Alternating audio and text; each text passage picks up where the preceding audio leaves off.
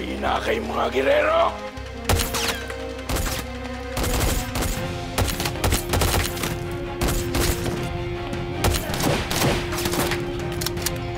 Tara na! Tumakas na tayo, Miguelito! Ha? Ready sila ka! Cover, Jason!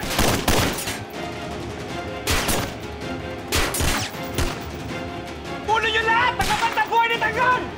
Stupid idiots! Namatay si Tanggol dahil sa inyo! Narinig niyo yun?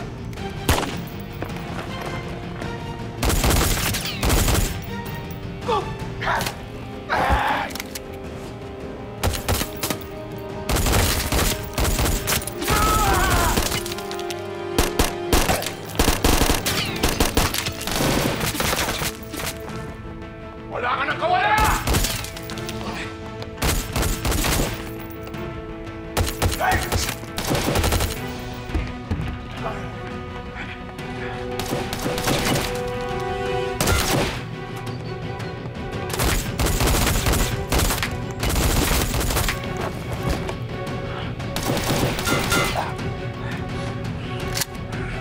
Miguelito! Tama na! Tara na! Tumakas na tayo! Jason, follow me! Miguelito! Ma, stay here. Okay. Okay. Okay. Miguelito!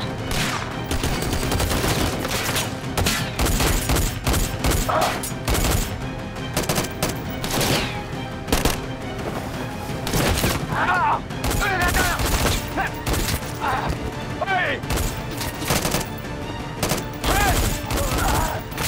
Roberto! Yan ang mga kaya mo! Tumakbo! Ha? Sa susunod na makikita niyo ako na ang magiging mayor ng Maynila. Sisiguraduhin ko lahat kayo mabubulok sa loob ng kulungan! Sugod! Dali! Let's go!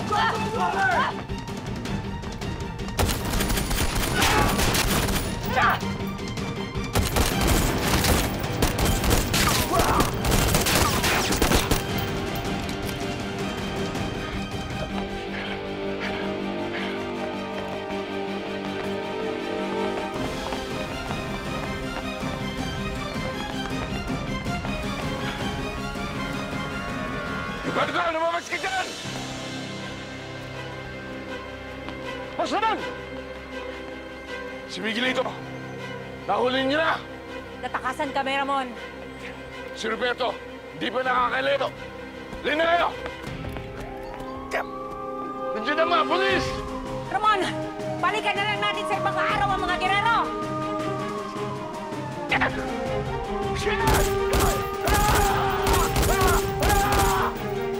Basta nun! Tara! Bilis!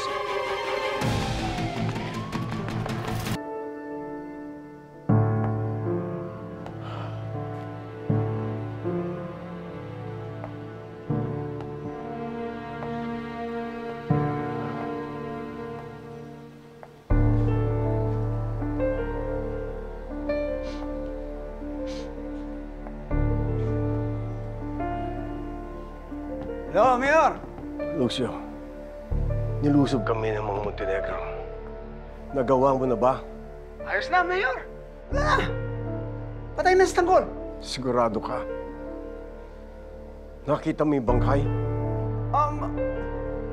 Mayor, sa nangyaring hinahabol namin yung kotse ni Tanggol, nasukol namin, pinasabog namin at nahulog pa sa ilog. Mayor, sigurado namang patay na yon. Hanggang wala kang prebang pinapakita sa aking bangkay. Buhay yan si Tanggol. Pero, Mayor...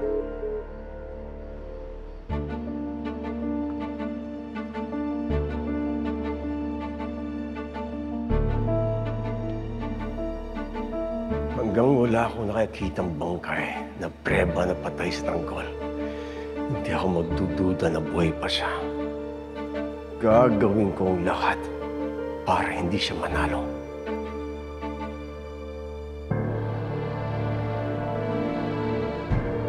Palibutan nyo ang lahat ng sulok ng mansyon. Baka sugurin tayo ng mga gerero. Sige na! Rako, anong balita ka lang, Ramon? Ninong, wala akong balita kay Ramon. Lo! Lo! Lo! Ninong, si Tanggol! Nandiyan na si Tanggol! Lo! Tanggol! Nay! Tanggol! Diyos ko! Buti na naligtas ka! Anong nangyari? Buti walang masamang nangyari sa'yo. Hindi ako tinigilan ng mga tao ng mga girero. Hanggat di lang ako napapatay. Diyos ko! Si Papa! Papa! Tanggol, nang manaman niya na inambus tayo, sumugod siya sa mga gerero kasama ang mga kaibigan mo. Blanco! Handa ang mga tao! Susugod tayo ka ng girero! O, Tanggol! Tanggol, ayan ka na naman! Huwag ka! Tama na! Dito ka na lang! Hindi, Nay! Ito na ang panahon para matapos ang mga girero! Tanggol! You're safe! Papa, I'm glad you're safe!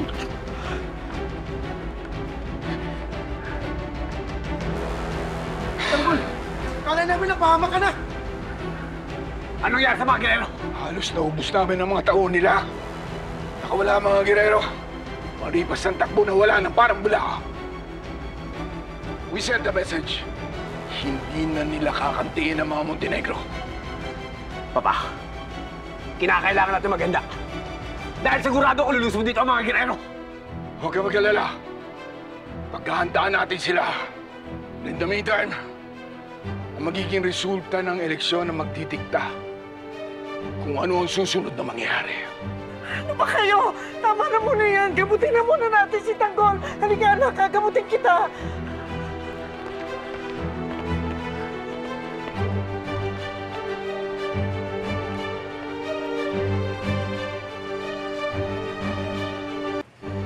Kinabahan ako doon, ah. Kala ko, natuloy na ng mga gerero si Tanggol. Ikaw, Thanos, kahit kailan, wala kang tiwala sa kaibigan mo. Weng, ano ka ba? Nag-aalala lang si Thanos. Ang importante, walang nangyaring masama kay Tanggol. Akala ko pa naman dahil tapos na yung botohan, tatantanan ng mga gerero sa Tanggol. Hindi ganyan ang laro sa politika. Kahit manalo pa si Tanggol, hindi nila yan titigilan. Mas lalo nilang tutugisin si Tanggol pag nanalo siya bilang isang mayor. Ibig sabihin, mas laging delikado ang buhay ni Tanggol? Maliban na lang kung mauunahan natin ang mga girero. Tapusin na natin sila. Kung gusto talaga ni Tanggol ang mapayapang eleksyon, lalo na sa susunod, edi tama nga si Madonna. Kailangan ng mailibing ang lahi ng mga girero.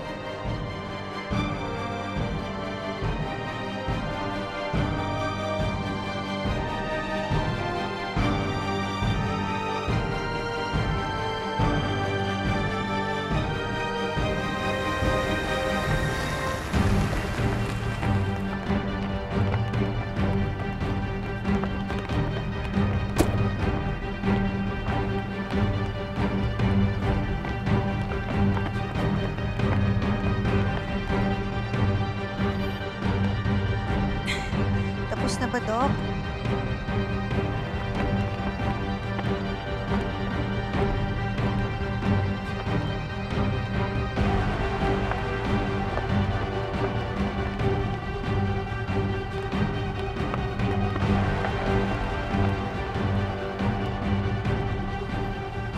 Makate, mas muna tayo.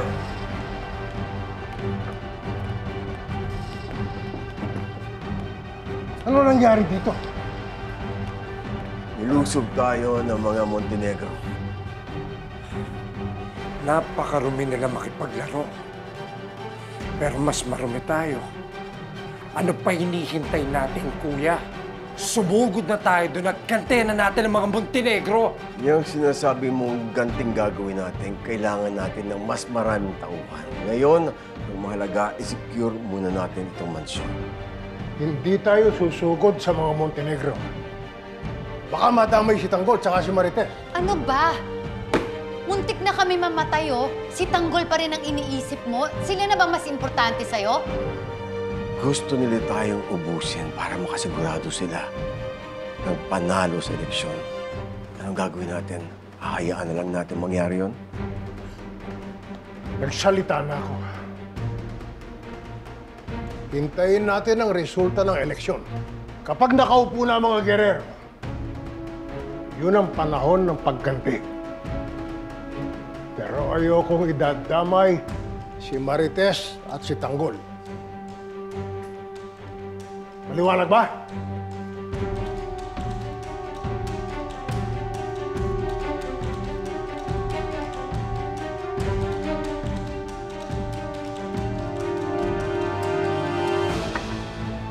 Anong plano mo ngayon, Mayora? Hindi ako titigil hanggat hindi ko nawawasak ang pamilya Guerrero.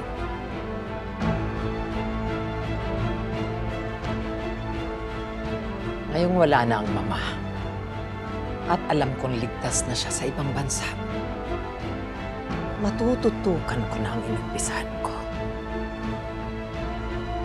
Gagawin ko ang lahat para pakuluin ang mga dugo ng Guerrero.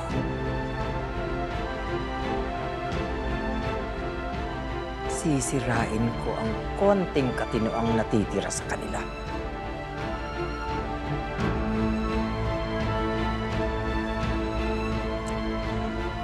And if they think na nailabas ko na ang lahat ng baho nila,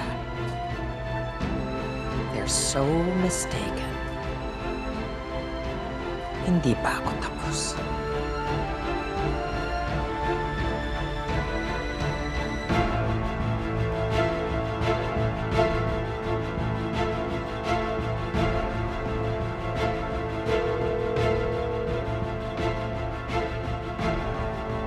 Pwede bang bumisita ang isang...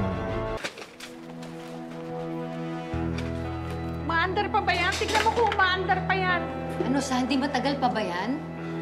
Kailangan malaman na natin kung ano nangyayari sa eleksyon, Sandy. Wala na ho tayong tao. Pinatay na lahat. Just do your freaking job, Sandy. Tatlo kayo dyan, di ba? Gawan mo ng paraan. Miguelito! Sandy, magdagdag ka ng mga tao.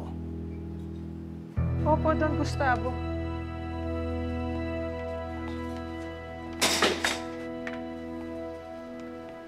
Sinadya ng mga Montenegro. Ginawa nila to para hindi natin malaman kung ano nangyayari sa bilangan. Sigurado ko, may mga anomalya pa silang gagawin, kuya.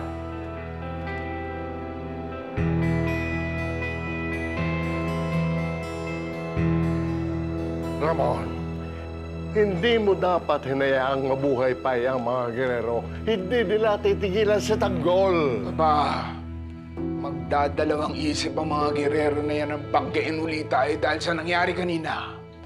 Ano ba naman yan? Hindi na ba talaga matatapos yung mga pag-aaway? Marites, kapitin mo nga ang isip mo. Hindi matitigil yung away na yan hanggat nabubuhay yung mga gererong yan. But we have to be ready. Sigurado ako pag nanalo na si Tanggol, gagawa ng paraan ng mga gerero para pigilan siya sa kanyang panunungkulan. Hindi ako papayag, Papa. Kinakailangan makaganti tayo sa ginawa nila pagtatambang kanina bago pa ako maupo sa pwesto. Kinakailangan patayin na natin ang mga gerero dahil hindi matatahimik ang Maynila hanggat may nabubuhay na isang gerero.